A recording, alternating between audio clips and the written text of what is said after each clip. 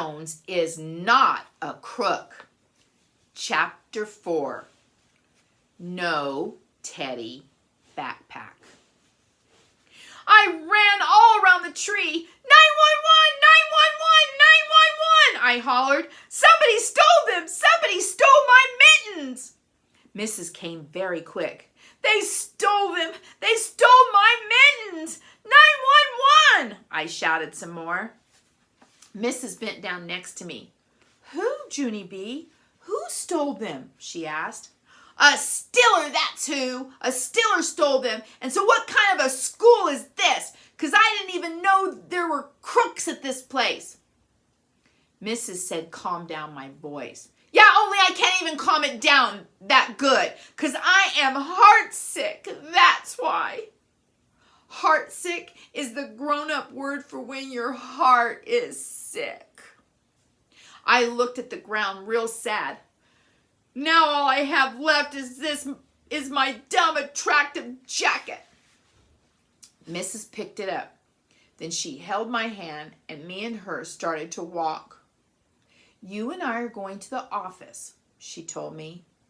I quick tried to get my hand away from her. No, Mrs., I'm not allowed to go there. Mother said if I get sent to the office one more time, I will get grounded, young lady. Tears came in my eyes. Grounded, young lady, is when I have to stay on my own ground, I said. Plus also, I can go on the rug. Mrs. smiled. I'm not taking you to the principal's office to punish you, Junie B, she said. I'm taking you to find your mittens. I did a gasp. Principal? I asked, very shocked. Principal stole my mittens? Mrs. laughed real loud.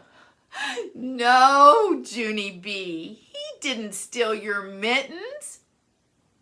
The office is where the lost and found is located. After that, she took my hand again and we hurried up to the office. There is a grouchy typing lady at that place. And I am not fond of her. Junie B needs to look through the lost and found, Mrs. told her. Please send her back to class when she's finished. Then Mrs. went back to room 9 and left me there all by myself. The typing lady looked over the counter at me. I did a gulp. Yeah, only I'm not even bad today, I explained, very nervous. Somebody stole my mittens, and that is the end of my tale. The typing lady kept on looking at me. She didn't say any words. Sweat came on my head. Whew. It's warmish in here, isn't it? I said. Just then I heard a door open. It was Principal. He was coming out of his office. I jumped up and down at his side because I know that guy very good. Principal, look, it's me. It's Junie B. Jones.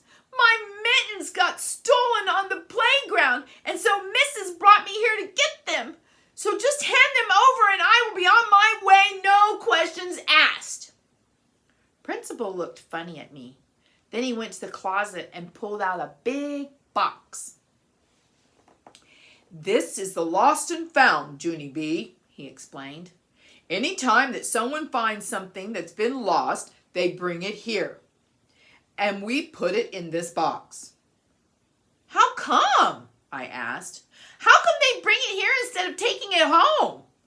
Because one time I found a nickel in the store and Daddy said I could put it in my bank. Because finding isn't the same thing as stealing. Right? Right, Principal? Finding is a lucky duck. Principal laughed a little bit. Well, finding a nickel in the street is different, Junie B, he said.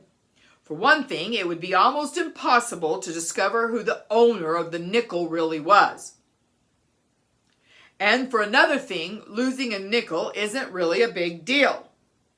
But when someone loses something personal, like mittens, for instance, well, that's a very big deal. And so if someone else finds the mittens, they can bring them to the lost and found, and the owner can get them back. He smiled. After that, makes everyone happy, Junie B, he said. The owner is happy because she has her mittens back, and the person who found them is happy because she's done a good deed.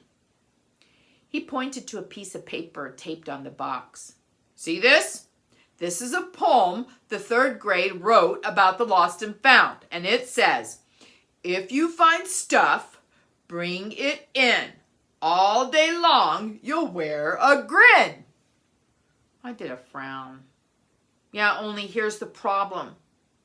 I didn't lose my mittens. They got stolen on purpose.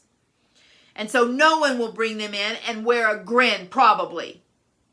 Principal raised his eyebrows. Well, you never know, Junie B. Why don't you look in there and see?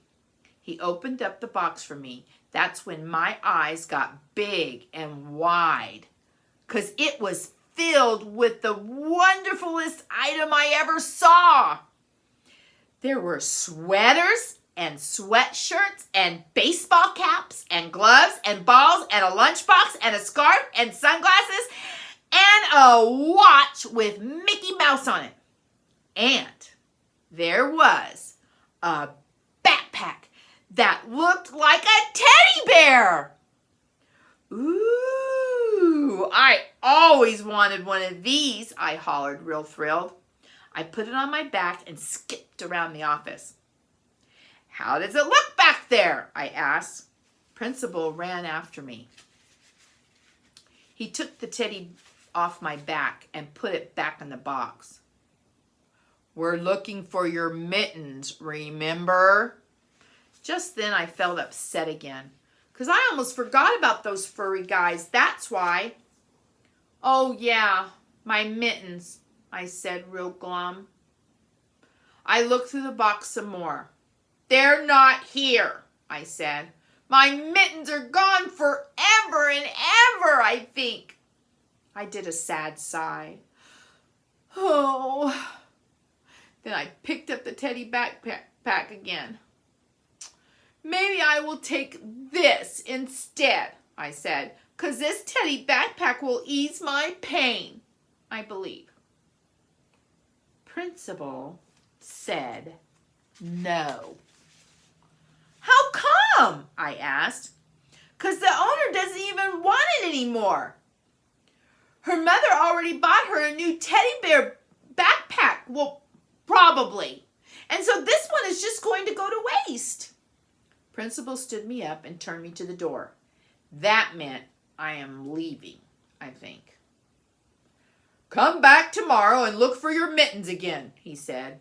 I talked real fast. Yeah, only I just remembered something. I used to have a teddy backpack just like that one maybe, only then I lost it probably, and so I better take that one home with me or else my mother might be mad.